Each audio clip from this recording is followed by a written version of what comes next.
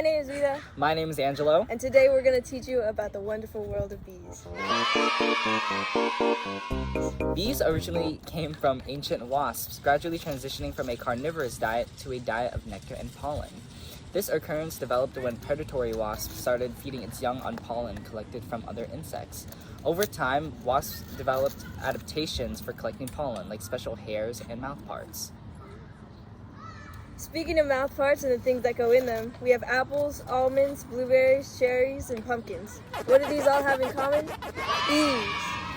These are all examples of foods that bees help pollinate. You may ask, what is pollination? Well, pollination is the transfer of pollen from another plant to the stigma of a plant. Pollination can be broken down into 6 simple steps. Attracting pollinators, step 1. Example being, a flower attracts a pollinator with fragrances, nectar, and brightly colored petals. Pollen from the flower's stamen attaches to the pollinator. Number 2, pollen transfer. The pollinator travels to another flower of the same species. Step number 3, pollination. The pollinator tracks pollen from the first flower onto the stigma, the tip, of the second flower's carpel. Pollen travels via the style of the flower's ovary.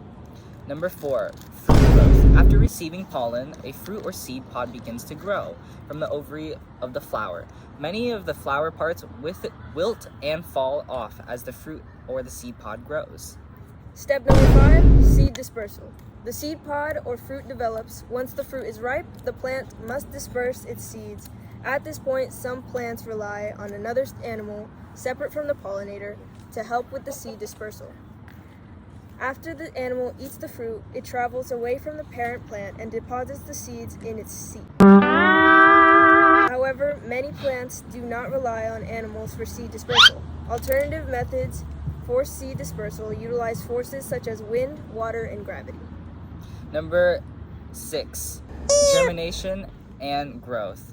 After seed dispersal, seeds will germinate or sprout into tiny plants. The luckiest of tiny plants will grow and reach maturity. Once mature, the plants make flowers of their own to attract pollinators. And then the cycle begins again. What do you call an indecisive bee? I don't know, what? A maybe. Oh, that's cute. Okay, that's cute. Okay. What else you got? What's a bee's favorite novel? I don't know, what?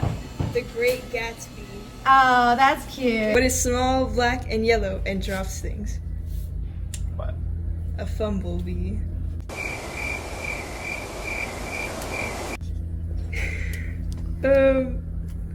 What do bees chew? Bumblegum. What do bees have with their teeth? What? Kids. So stupid. Laugh harder. What do you call a wasp? Ouch. No, a wannabe. That's really bad too. Okay. Can I get on the stage of my comedian material? No. Oh, I'm so sorry. Wow. Okay, you got another one? Did that sting? Oh, yeah. Right.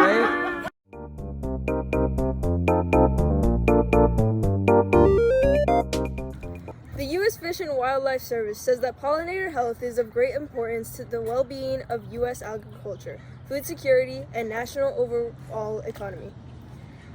Insect pollination services add more than $34 billion in economic value to U.S. agricultural crops annually. A small fraction of bee species can sting, but may pose a large threat to some.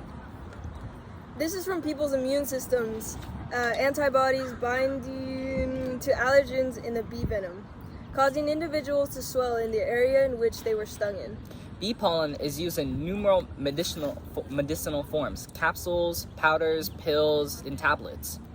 Taking on chronic diseases, but mainly metabolic disorders like diabetes and obesity. Bee pollen can also help prevent ailments like hyperlipidemia, Pollinators like bats, birds, butterflies, bees, and moths contribute to 75% of pollination of the world's flowering plants.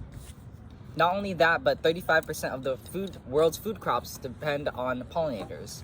But more than 70 species of pollinators are listed as endangered or threatened, which may not seem like a large number to some, but compared to the 200,000 that exist, it adds up. Pollinators declining in numbers pose a threat to the world's ecosystems and global food security. In other words, less pollinators means less food to go around. Honeybees in specific are responsible for 5.4 billion of all agriculture productivity. Just imagine what the world would be like without honeybees.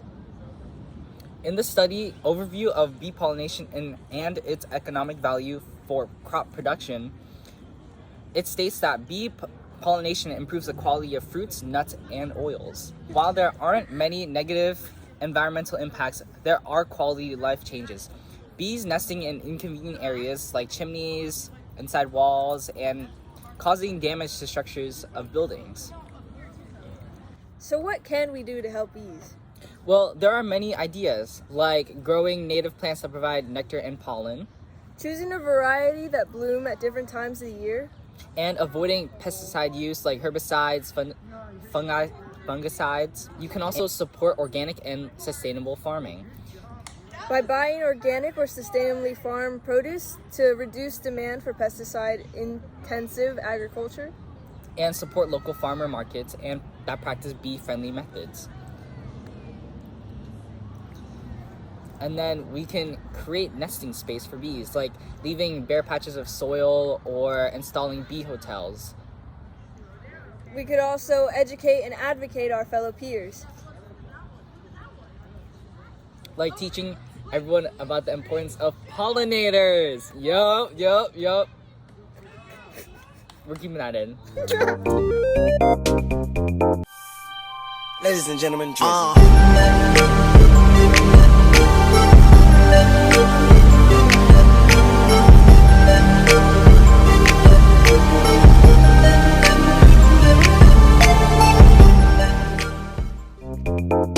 Just record it driving away. Oh my God, Vida. It's okay, we can add it in. Why didn't we just offer him like $5 to Why stay didn't here? you offer him? 'Cause I don't have $5. This should We'll be part add of the it in, bloopers. we'll add it This in, is the guys. bloopers, okay? This is the blooper. Just record and start yelling. He's getting away. He's getting away. Here. While you're under there. Yeah, no. Okay, hold on. We're gonna cut that. Hold on. Hyperdyslipidemia. Hyperdyslipidemia. Hyperdyslipidemia. And while there aren't any and especially okay, well, I'm not saying that. We're cutting that out.